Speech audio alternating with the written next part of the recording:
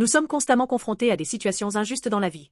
Lorsque nous allumons les informations, elles sont remplies de corruption, d'oppression et d'injustice. Parfois, il semble que le mal triomphe, remplissant nos cœurs de colère et de frustration.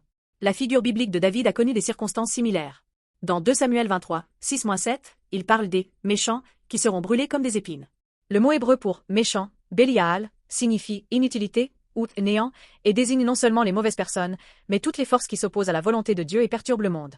Tout comme les épines qui poussent brièvement avant d'être consumées par le feu, les forces injustes disparaîtront finalement face à la justice de Dieu. David était convaincu que la justice de Dieu prévaudrait. Nous ressentons souvent de la frustration et de la colère face aux injustices du monde.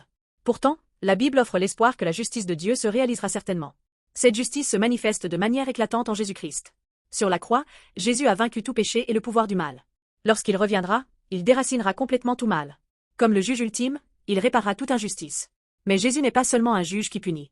Il est aussi notre sauveur. Il fait preuve de miséricorde envers ceux qui se repentent de leurs fautes, leur offrant la possibilité du pardon. La justice de Dieu ne tolère pas le mal, mais elle offre aussi une chance de nouvelle vie par le repentir. Même au milieu des luttes personnelles et des injustices sociales, nous devons croire que la justice de Dieu est vivante et nous efforcer de vivre justement selon sa volonté. Jésus est à la fois notre juge juste et notre sauveur compatissant. Il juge l'injustice, mais il nous entoure aussi de son amour. Même lorsque nous faisons face à des situations injustes et devons nous opposer à l'injustice dans un monde corrompu, nous pouvons suivre Jésus, proclamer sa justice et son amour, et vivre justement sans perdre espoir. Peu importe l'obscurité qui remplit le monde, la justice et l'amour de Jésus nous empêcheront de tomber, nous permettant de vivre comme une lumière qui proclame son amour et sa justice. Aujourd'hui, nous espérons vivre avec espoir et paix en Jésus-Christ.